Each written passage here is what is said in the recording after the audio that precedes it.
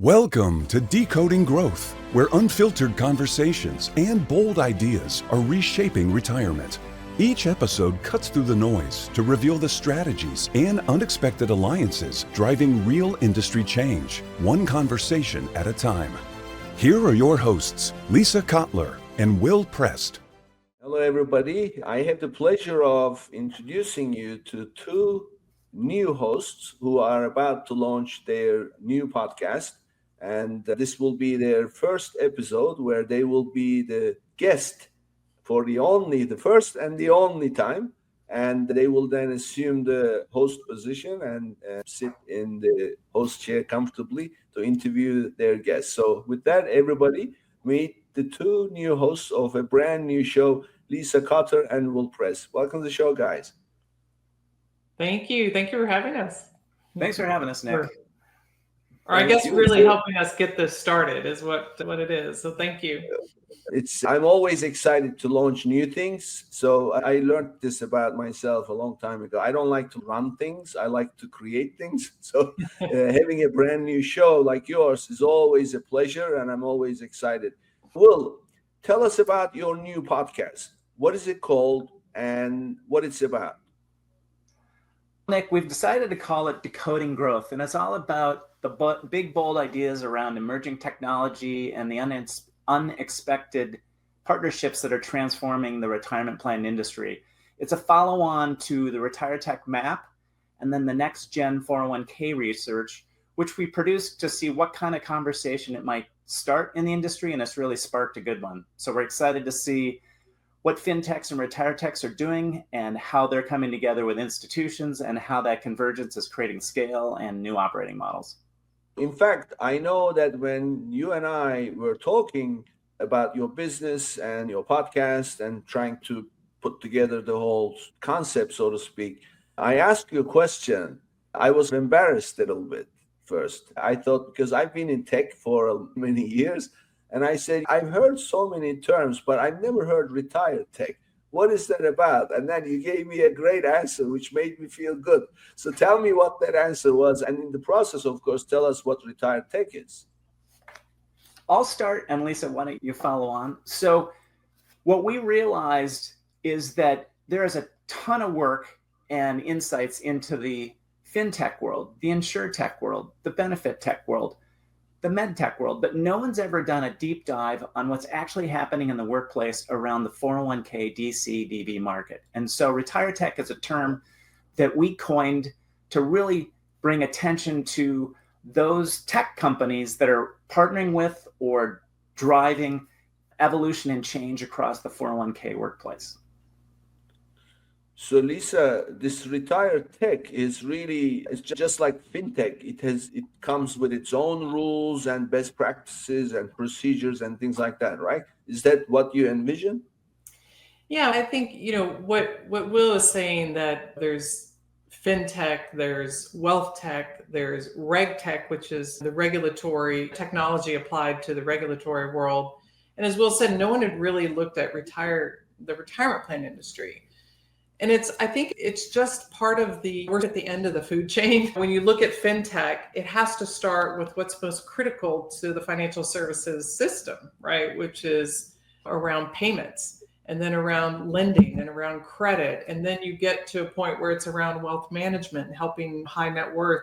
Retirement is really as I said, at the end of the food chain.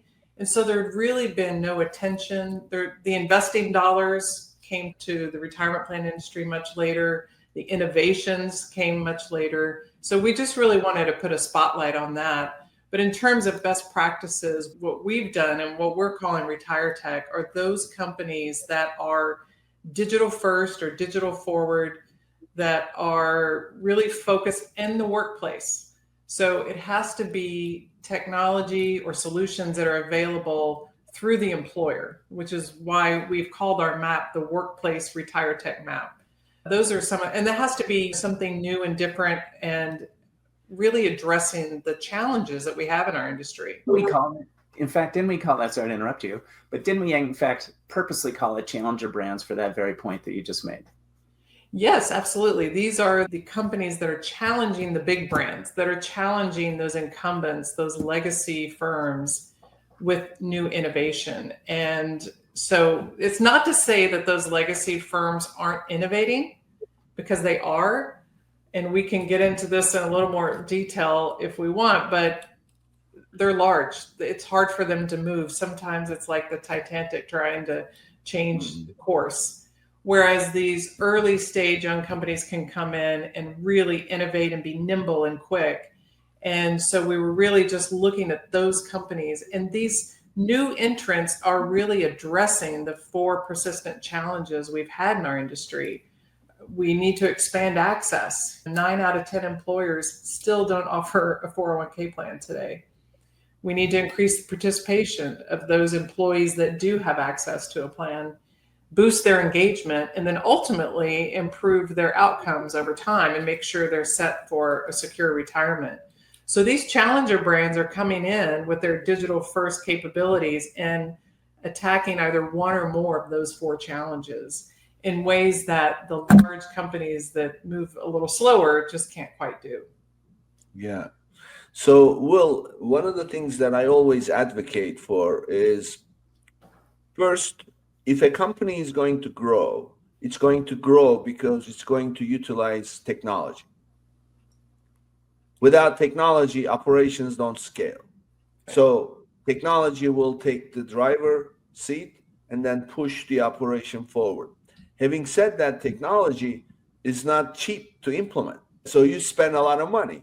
And at the same time, the only way to, in fact, make money when you utilize technology is to scale, because the few things that you're going to get by using technology will not pay off in the long run, because you're going to spend a lot of money up front implementing technology. So really, if the answer is scale, then you've got to use technology. And if you're using technology, you've got no choice but to scale in the first place.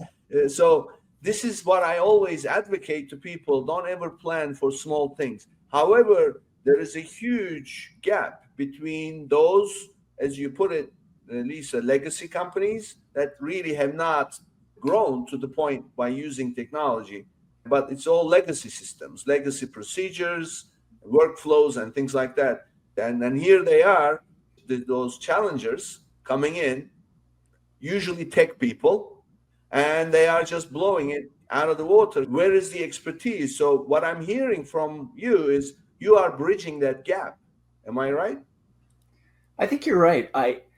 We see a playbook developing, and Lisa and I have this common experience of being senior executives that have worked in very large brands that are very well known in the retirement plan industry. It's where we learned the business. We love those brands, and we appreciate the experiences and the relationships we've built. But then we both went to startups, and it's a very different world. It's a very different pace. In the startup world, you're in hand-to-hand combat on a monthly, weekly basis, just trying to make sure that you stay above water, keep your operations scaling, and find the right distribution outlets to grow and grasp onto and find that scale.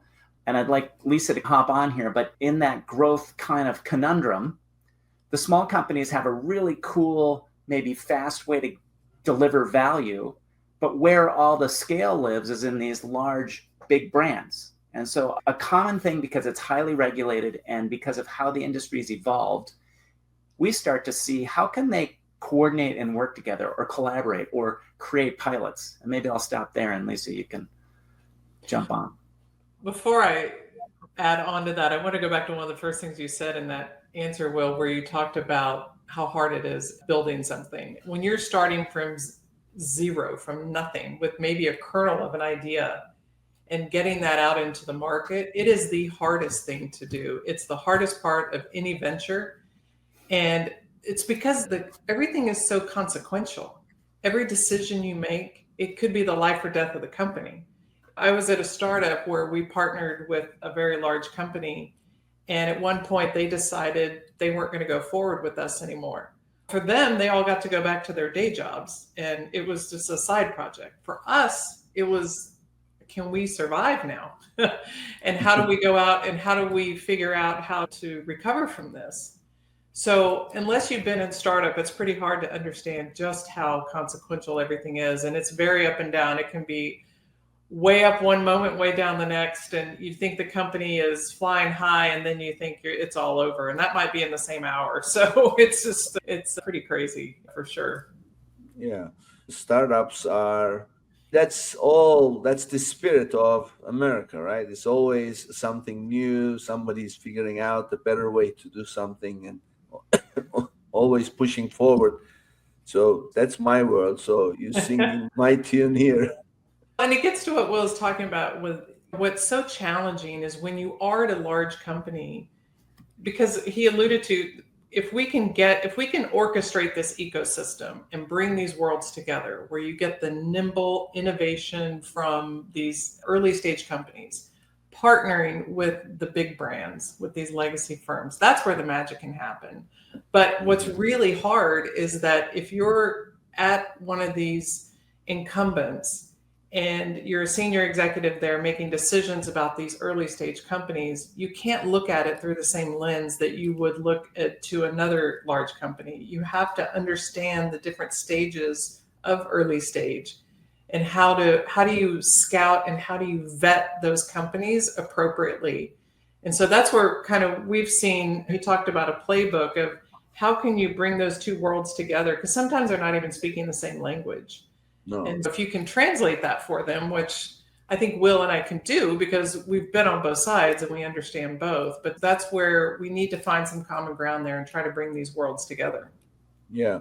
So what I'm hearing is really, this is a very interesting concept. And this is obviously going to be your audience, where people who are in the retirement industry, they're providers, they're large companies, and also those small companies, startups coming up with their own tech or whatever their idea is. Your mission is to create an ecosystem to bring those two sides together and then help, therefore, the small guys to grow and at the same time help the big guys to learn some of the things that these new guys are bringing to the table that can help the large companies retain their position as well as add more value to their operation. That's what you are facilitating as a company, and also your podcast, therefore, have all these people in your audience. Am I understanding right? You are understanding. I think the large companies are making huge investments, but the pace of change and their ability to get there, or maybe the way they see the world is a certain way. And that's not a bad way. They've built these really large businesses and these very well-known brands. The smaller companies may have an interesting new point of view. They may have a new technology that can just really help solve for a participant engagement problem or an outcome problem in a way that the others just hadn't thought of. And so there's really multiple levels. I'd say for the new companies, it's how to help them examine their business model, and then how do they examine how they're going to market, and are they fitting into how distribution thinks and buys and acquires, or thinks and buys and uses the service. So it's helping the smaller players succeed because we've been in the big brands and we work with the big brands. We help them understand them. And I think what Lisa was also alluding to is you have to understand what the big brands need and what their perspectives are, what their criteria is for success. And I think both groups think we just want to grow and win, but their definitions of those different terms are different. So we see this, as Lisa and I like to talk about, almost as if we could be the Google Translate of, we understand this fast, small, innovative company and what they're trying to do, but they're going to have to think about some things differently if they want to succeed and maybe connect up and work with this big brand. But at the same time, the big brands they both have to reach across the river and meet part way. And in some cases, they may be at a point in their company's lives where they can't meet part way. So then that's just not a fit. But many times there are, and they haven't realized how to have that conversation or series of conversations to find fit. Yeah. I think one of the ways companies get there, but then there's a lot of this misunderstood needs, requirements, and language is they want to pilot their way in. Great idea. But understanding how to create a pilot that works for both sides, where they can see if there's a benefit, a mutual benefit, and they can see as a common way to win over time. without having the small company get run over and without the large company feeling like maybe they're exposed to a risk that they didn't want to be exposed to. Yeah. As you were talking, I realized what you guys are, and you said it yourself, translator, but also, you know what, you are a translator and a matchmaker. Yeah. So that's what I would say, which actually brings me to the next question I wanted to ask. We have now defined your audience. So if you want to tell us who your audience is, who should be tuning into this podcast, and at the same time, why should they tune into your podcast? What are some benefits that they will take away from listening to your conversations? I'll take the why. Will, if you want to talk about the who. So look, Will and I went out and created this workplace RetireTech map, and then we have a narrative companion. We published that in December. Then we published a report that's really the narrative companion to that, which is our next gen 401k report, which really gets into a little bit of detail about some of the trends and the things that we observed in the making of this map. But the whole reason we were doing this is we wanted to really examine, like, what are the fresh approaches that are out there? Who are the breakthrough thinkers? How can we come together and really improve results for our clients, which really are the employers and the employees of those 401k plans? And that was really the genesis of all this. And I think really this podcast is just an extension of that. And hopefully we can really elevate the conversation and really bring all those worlds together and see what we can do to try to bring this ecosystem together and hear from those folks. Maybe you want to talk about, Will, some of the folks we hope to have on this. Right. So if it's an orchestrated ecosystem, we need to have all the different players that are part of that ecosystem. So they sit in different roles. They sit in big brands that have ideas and funds and distribution that could really benefit from some of these new ideas. And they have perspectives because they're not sitting still. We've talked to many of them, and they have lots of great ideas as well. And but it's also, there's great industry thinkers. We're heavily regulated, so there's perspectives on how regulation helps or hurts the innovation. There's some really interesting research and people that focus on the thought leadership and where the trends are going. So we're looking at business leaders, we're looking at founders, we're looking at investors. What we want to do is bring in those same voices, those leaders that are trying something new, and have them have a conversation with us so that we can continue to expose and decode what's happening in this playbook that we're developing and get their perspective. Right. And then have that perspective shared with the industry. So the industry is really continuing to learn by these conversations. That's all we hope to do. And more specifically, it's the record keepers, it's the asset managers, the TPAs, the retirement plan advisors who are out there distributing these plans, who sit, you have the manufacturers, if you will, and the distributors. And then, as Will said, investors who play a big role in this, the folks who we'd love to have folks that are actually legislating and writing the laws and creating the regulatory environment for us, and the policy thinkers. So to Will's point, we really want it requires everyone in this ecosystem to come together. And that's who we want to have on this podcast and really talk through these things, because there are a lot of great ideas, a lot of smart people out there, and we just want to bring all that together and hopefully have unfiltered conversations. Yeah. As I was listening to Will, this is why I can now see why you call this Decoding Growth, because you are that's really what you're doing. You're trying to figure out. I almost see you guys, not necessarily podcast is your platform. It gives you the voice, but you as a company, and therefore your podcast, is like a think tank, almost a think tank type approach you have by defining this RetireTech industry, so to speak, in a way that it deserves, because everything is evolving. And just to build on that, I think if you think about our startup experience, there's a lot of fast iteration. You have to learn, you have to figure out what the combination lock is and how to unlock it to get that message market fit, or pricing, or however you're trying to get to the market, and who you need to connect with, so that they actually, what you've developed is really delivering the value that you hoped to, but to the audience that is enjoying that value. And there is a combination lock there The only way you can get there is being a fast iterator and a fast learner. And I think that's kind of part of the cycle that we want to create, is always creating these conversations where hopefully we reveal some new things, and it helps even create some new learning. Yeah. So Lisa started to give us an idea on who will be your guests. So can you walk us through the kind of people you plan to have on the show as your guests? Yeah, of course. The reason I pause is, are you thinking about roles? Are you thinking about names and people? No, not names, roles, specifically the people who will have the kind of expertise. And who are those people? Yeah. So again, I think it's the founders. They have great ideas, great energy. Let's hear what they're trying to do, where they're running into roadblocks, what they're discovering, where they believe they're really delivering value, and can we make those connections? Founders of the startups, the founders of challengers. the startups, yes. Or even members of their founding team as well. Yeah. Cool. Okay. So so there's the startups, and there's a variety of roles in there. There could be a technology person, there could be a product person. Sometimes head of sales and distribution has really interesting opportunities, because you have to figure out how to get to scale, or how to find those partners to get to scale. As Lisa said, legislation and legal experts are super important to this industry. It's so heavily regulated and controlled. That is part of the reason why it's been slower to have innovation hit it so hard, but it's happened much faster recently.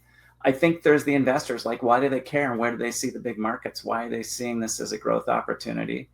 There's some particularly very interesting entrepreneurial advisors or advisor firms that are trying new things in our industry, and they have new ideas, and they're on the ground. They're trying to bring this new RetireTech company forward, and they're presenting it to the employer. And there's a bunch of, I'd say, key stakeholders involved, and they're going to have good experiences, and they're going to have failures. They're going to have things that really helped add value, and they're going to be disappointed, which is part of the startup world. So we may see that. I think we referenced this earlier. There's all kinds of really big brands that have three things that seem to be happening. They all have corporate development. They all have sort of innovation or innovative lab group type that are looking for new ideas, maybe trying to invest in these new ideas or even incubate these ideas. They're in all different stages based on their philosophy. I think it's important to bring in some of the really big players to get their point of view about where they see these smaller, more nimble companies helping them, and where do they see friction, or what might be good advice to those founders trying to make sure that they can make a difference in the industry. Again, it's the integrated ecosystem. When we've had, at least if I have delivered a whole bunch of presentations on our research in this map, there's been all kinds of different reactions. And what's interesting, if you just stand back and listen to what they say, it really just depends on what seat they sit in. Yeah. And we have lots of stories on that. And then I think that's part of where we want to bring the interest and flavor in the discussion, is bring in those different players and their points of view. They're not going to always agree. I hope they don't, actually. Let's have some good, fun conversations. Totally. That also gets to the reality of things, right? Disagreements are always fun, Lisa. A little bit, you know? Yeah, it makes good entertainment. So Lisa, tell us about some of the topics. What are some popular topics that you plan to take on and discuss with these thought leaders in your space? We've talked about this a little bit already, but how do we orchestrate this ecosystem? If you look at our workplace RetireTech map, there are 60 companies on there. So what does that mean? How do we bring those together? How do we help the RetireTechs partner with the incumbents? But importantly, how do the RetireTechs start to connect with one another? Because that's going to be really critical piece to this, is that there has to be connectivity and integration among some of those firms to really make the whole thing work.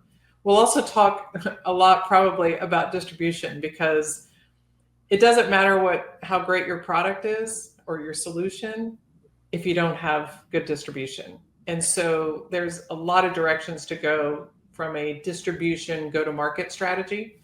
So I know that we'll have many conversations that somehow, some way tie back to that.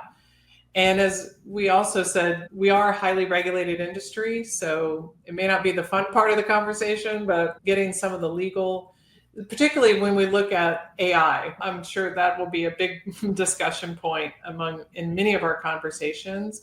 But how do you contain that? How do you put the guardrails for that? How do you really build that into your solution if you're one of the builders, or how do you regulate for it if you oversee advisors, for example? How do you regulate what the advisors do around AI? So that will be a huge discussion. So I think there's no shortage of topics. Look, we've talked about, we have 4 persistent challenges in our industry. We have 60 companies on this map. We have 12 trends that are in our report, and we'll have some great guests as well who will probably even bring some of their own ideas and topics. So there's no shortage of things to discuss. Yeah, I can actually see some of your guests appearing a few times. And I have that on my podcast. Typically, when I have a guest who is very knowledgeable and we pick a loaded subject, so to speak, and then we actually do 3 episodes back to back. When I say back to back, it's different recording every time. And we call it part 1, part 2, part 3. Right. And then I give the whole agenda, and I'll say at the beginning, we are going to start a series of conversations on this subject, and it will not end in this episode, but it will continue over the next 2 episodes. And so it makes a good conversation. It doesn't rush things, because that's another thing these days. Everything is crammed into 30-second sound bites. You can't learn anything that way. It's just good to catch your ear, but that's pretty much it. So, yeah, I can see all this happening. It's interesting. Obviously, retirement planning, blah, blah. Plus, these days, it's even more important because people are living longer, right? Absolutely. That's something interesting I heard from the gentleman who runs the MIT Age Lab. His last name is Kottler. I can't believe I'm forgetting his name. Fascinating guy. And and this was probably 10 years ago. I heard him speak at a conference. He said, and this was 10 years ago, that the first person to live to age 150 has already been born. Ah. So it was a bunch of retirement plan professionals that were in the room, and we all looked at each other thinking, here we are, should the retirement age be 65, 67? Should we put it 70? That seemed completely irrelevant when you start talking about people living to 150 years old. Pretty fascinating. Yeah, it's true. When you look at it that way, it's scary, some of the things. And living until the age of 100, I mean, it's ridiculous. In the old days, people didn't live that long, 50, 55, 60, that they would be done. That's why probably, I don't know, maybe you know the answer to this question. Who was the person who decided to retire at 65? Do you know where that came from? Yes. Good, because I didn't. Who was it that created Social Security and put it into law? FDR. The average person did not live past 65. So they had not planned. There you go. They looked at it as the ceiling of old age so that the majority of people wouldn't get there. But of course, if somebody lived that long, because they probably were not going to be able to keep working, that they would not be destitute. That it could only be a politician, Will, who would come up with things like that. I tell you a joke. So one day, this is back in the Soviet Union days, this woman, janitor in the Kremlin, marches into Lenin's room, or one of those leaders who created communism, and said, I have one question. Who came up with this idea of communism? Was it a politician or an engineer? And the leader looks at her, says, a politician, of course. And she goes, I knew it, because if it was an engineer, he would have tested it on mice first. So it's always, whatever comes out of these politicians, I tell you, I'm always skeptical, because it's always ideological. It never. And look what happened. Now they're trying to save it, right? I know. What's the answer? They increased it. They have these different levels. And now people live to the age of 80, 85 easily. And they're having babies at late 50s, early 60s. Yeah, that part I really don't understand. I think it's to a whole other topic that would be interesting. And in my past, I spent a lot of time in, which is what really does retirement mean? And I think people are really determining, what does that mean for my life and what choices will I make? And that it's not just younger generations switching jobs quickly. It's at some point, most people don't want to just move off to the sidelines. They just want to figure out how to better use their time in a way that they see valued. And so it's reapportioning your time, but hopefully in a way that you can still bring value and impact to your community and live with dignity. So there's all kinds of things, and technology and the large firms that have the big populations need to come together to help people make those choices and make good choices. Yeah. There is your industry. I never really thought about it this way. And frankly, I don't really, financial stuff does not interest me for whatever reason. I'm more drawn to numbers and things like that. But now I'm thinking about this. Retirement will definitely look different for the mere reason that these days people, because in the old days, you would get a job, earn a salary or whatever, or if you create a company, you create a company and sell it. But at the end of the day, the income that was generated by individuals was always for the work that was put in. There was no recurring income concept, so to speak. But these days, a lot of people are doing things that will generate recurring income. So they get a client or they get some kind of a service going, and then it just keeps paying on and on. And that, especially the young people with all these videos they're making and stuff. So when they retire, they will already have income coming in without having to work. So what does that retirement look like? Nobody really knows, because this is all new. It's happening. So it's interesting subject when you think about it. And retirement, it keeps changing and evolving for sure. No matter how many examples we come up with, it keeps changing, because of course the assumption of that their income will keep coming in as those business models will survive. Yeah, and exactly. They may not. Yeah. But that is part of the challenge of our industry, but you are right, Nick, in that the workforce and how we work has changed a bit. And so not everyone works for an employer that offers a 401k plan. And there's the gig economy that has really exploded over the last number of years. And so for us as an industry, trying to determine how can we best support the gig economy when really they're considered individuals, it's harder for us to profitably support individual accounts than it is one big 401k. So it's certainly presented its challenges to us as an industry as it evolves, but that's the whole point of what we're trying to do at KWP and with this podcast is how can we as an industry come together, talk about it, and find those solutions, because we'll constantly have new challenges popping up all the time. So how can we come together and really address that and make sure that we're giving people the chance to retire with dignity? Yeah. Great. So I'm sure this will be very enjoyable, especially for the people in your industry. I see it like a think tank, and your podcast is just a platform that will put it out there. Great to learn all this. I frankly did not know the real depth of everything that we talked about. So what I'd like to do now is a little bit get to know you and then introduce you to everyone. So starting from Lisa. So Lisa, tell us about your story. And I'm always interested in learning the early life experiences of people in business. As a little girl, tell us, where did you grow up and what was it like? What was your experience growing up as a kid? Yeah, so I grew up in San Antonio, which is about a little over an hour from where I'm sitting right now. And middle class family, really, but really hard workers. And what was one of the most important things I learned so early on, my mom ended up being a single mom, and she knew every penny that went out and knew every penny that came in. Like, I told her when I was an adult that she probably could have been a CFO of a large company. Just the way she knew how to manage everything, she had to, but she did it. And it was really impressive how much she really took care of us, and with not having a lot. But it's all because she spent less than she made.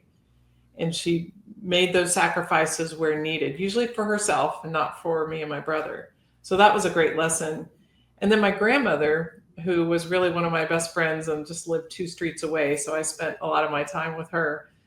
I remember her sitting me down. I was probably 8 or 9 years old, and sitting me down on the sofa opening up the newspaper, because yes, we had newspapers, and showing me the stocks that she invested in and tried to teach me about equity and ownership and investing, or at least as much as an 8-year-old can understand.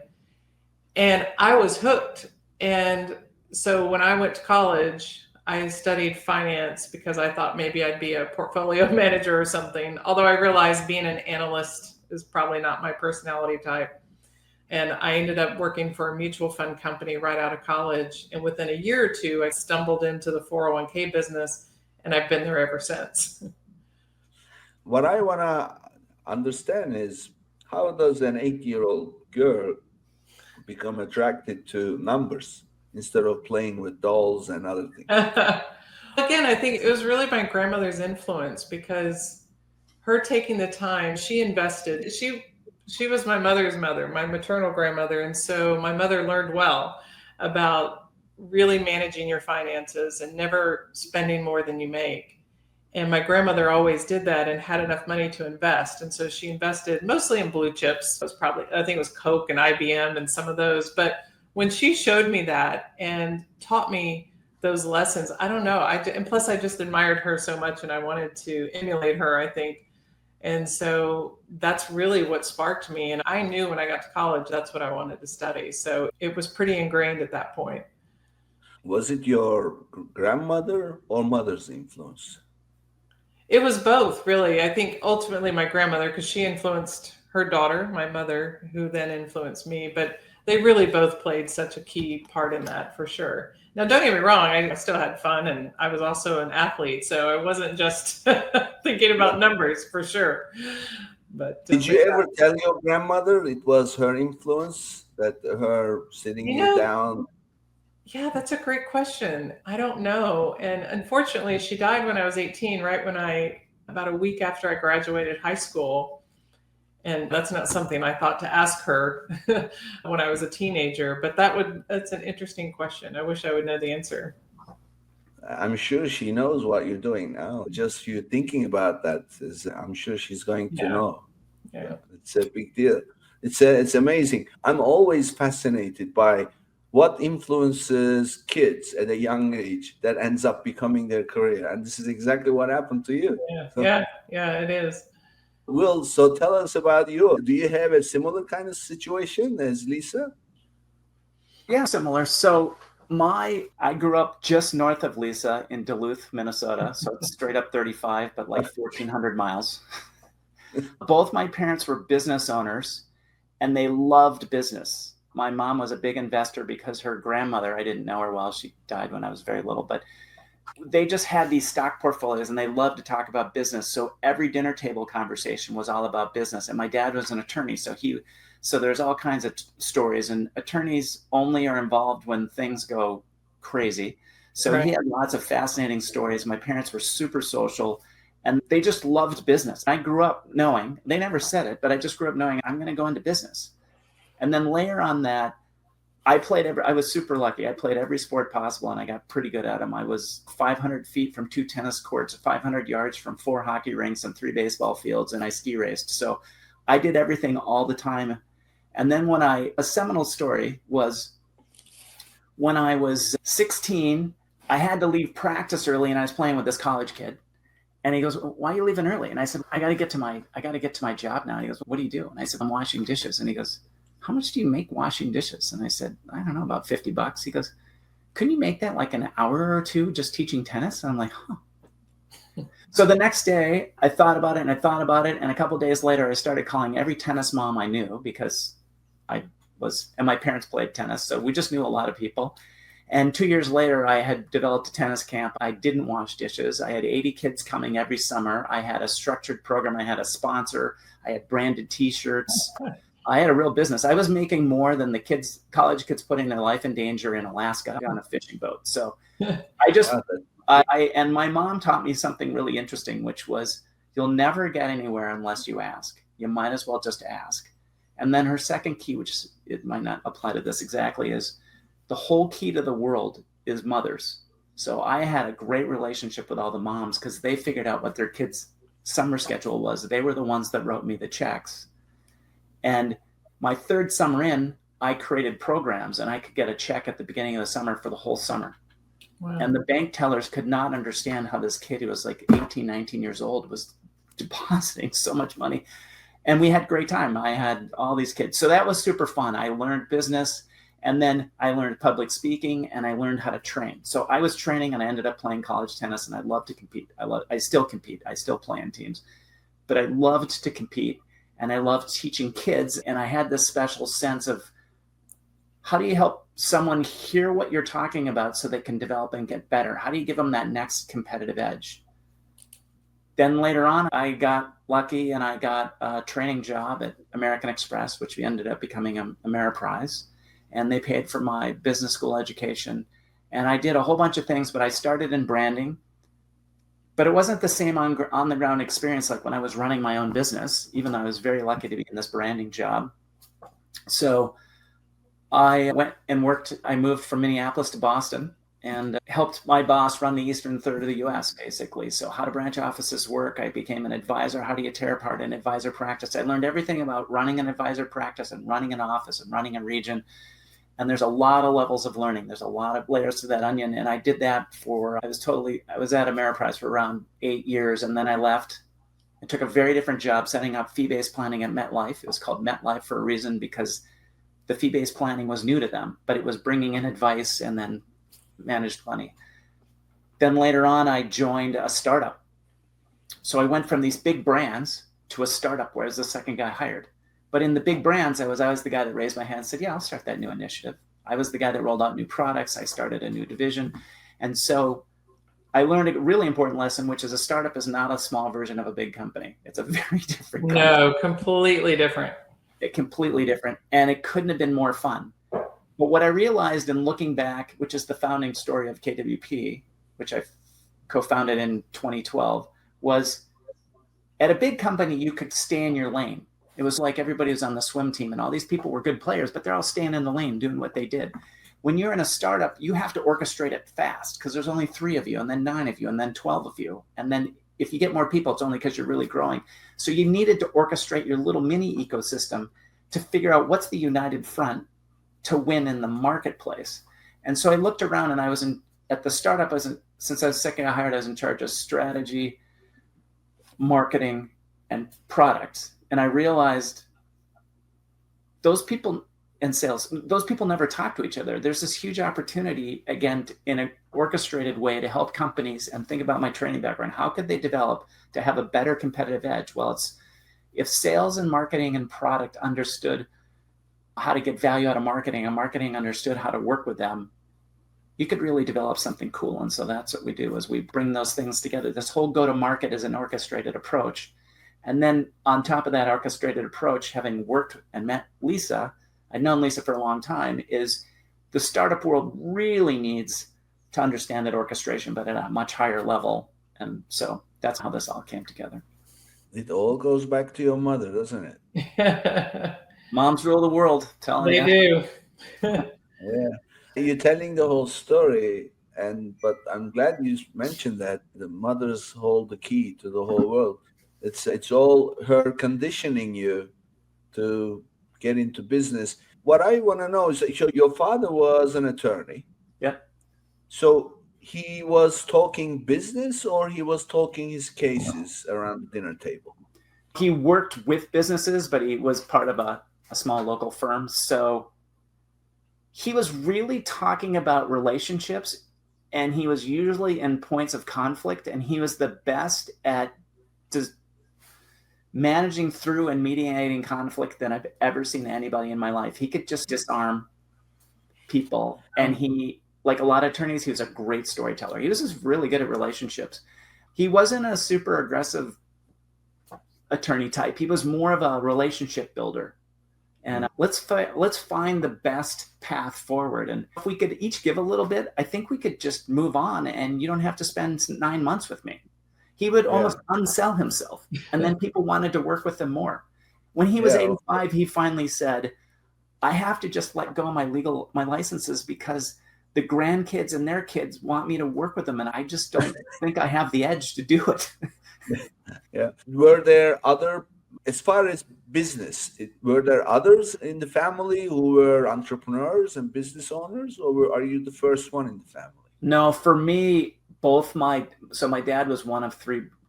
He was the third of three brothers, and he had a little sister. And both his brothers were entrepreneurs. They ran all kinds of stuff.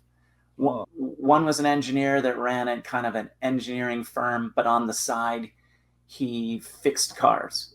And he had garages full of cars. And the joke is that no one really knew how many cars he owned. And he loved them because he was just handy. And then my other uncle he owned restaurants and hotels and just out of nothing. He just made it happen. But those kinds of entrepreneurial experiences, they're not very structured. You have to figure out the structure, and you have to figure out how to kind of string it together, and you get put in none of them are alive anymore, but they have probably the funniest life stories you've ever heard.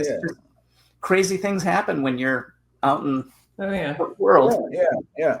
Because you're an entrepreneur. Everything I heard you describe, the things you did, creating the tennis camp and everything, that's very entrepreneurial, especially as a young person. Who influenced you to do those things? Where did those creative ideas, and most important, the gut that you had in order to start those, where do you think that came from? Oh, it was definitely my mom. My mom was also a business person. She was the first librarian of the Walker Art Center in Minneapolis, which is a pretty cool institution today. So they were really well read, but she loved business, and she was an interior designer. So she took her love of art and design and was an interior designer on her own. But when I came back and told my parents at dinner, why am I washing dishes and getting my hands scalded? I should just teach tennis. I have access to these courts right by our house. I could do this. And so my dad's, how are you going to do that? And then as I tell you more, my mom said, just call all these ladies that I play tennis with. As the entrepreneur. So then what I did is I sat there, you're going to remember the phone's in the wall, and I sat there and I thought about my phone script, which is great for advisor training. 15 years later, I sat there with my phone script and I was like, hello, Mrs. Johnson. This is Will Prest. I'm starting. I just did it. My mom said, just do it. Just call. Yeah, exactly. I was very nervous, but I just did it. And then after 5 times, I realized, this isn't too bad. Yeah, exactly. That's great. So is she still alive? No, they've both passed. But lots of fond memories. They're pretty. So same question that I asked Lisa. Did you ever tell your mom that she was the influence that gave you this business to be an entrepreneur? Yeah, I think so. I think she knew. They both knew. Oh, that's not my question. Did you ever tell her? Did I tell her? She watched me build the tennis business from making $100 a month to making thousands in the late 80s when that was a lot of money. I don't know. I never said, thanks, Mom. Thanks for helping me make this tennis business, or just a business. You know how it is. So especially I hear this myself. As men, we are very cut and dry, black and white kind of people. And we rather look at actions rather than words. And it's the actions that count, not the words. But I'm at this age, I'm still being told people like to hear. Yeah. They may know, but they like to hear. So I ask my guests always, who did this for you? Did you ever tell that person? Because life is too short. Some things are not there too long. So it's always a good idea to tell people. I'm always curious. This is great. I'm always amazed. I admire the experiences people have and how they go through life and then make lemonades out of lemon at the end of the day. It's the drive. This is great conversation. I'm sure we're going to hear a lot more. So tell us, how can people reach you, your contact information, and give us again what's your podcast called and where will it be available? It's Decoding Growth is the name of our podcast. It'll be available on all the platforms. And they can reach us on LinkedIn. That's probably easiest and best. Obviously, go to our website as well, kwpworks.com. And I don't know, where else, Will? Did I miss something there? Or they could even, I think LinkedIn is the easiest. We're constantly on LinkedIn. We post a lot on LinkedIn. We'd love to hear from you. We should post more than we do. We strive to post more, but Yeah. And I will add one more thing. Your podcast will also be available in video. So you will have your Yes. YouTube channel. I'm sure people will tune in, and the content will be distributed in different ways as well as full length episodes. So people will be able to download, subscribe, all that good stuff will be available. So great. Thank you. And a great conversation. I'm looking forward to all your guests, and these are going to be real heavy hitters with from money people to thought leaders. So it will be a great podcast, and I'm sure you will have a lot of people tuning in. Thank you for being on your own show. Thanks, Nick. We appreciate it. Yeah, thanks, Nick. We're excited. This will be super fun, don't you think, Lisa? Oh, absolutely. Can't wait to get started. Thank you. Definitely. And this brings us to the end of this episode. And Lisa and will pick it up from the next one onwards. And you will see them here on regular basis. And thank you for tuning in. Decoding growth isn't just talk, it's insight, action, and shared wisdom. If today's episode resonated with you, share your insights and join the conversation. Subscribe, rate, review, and spread the word.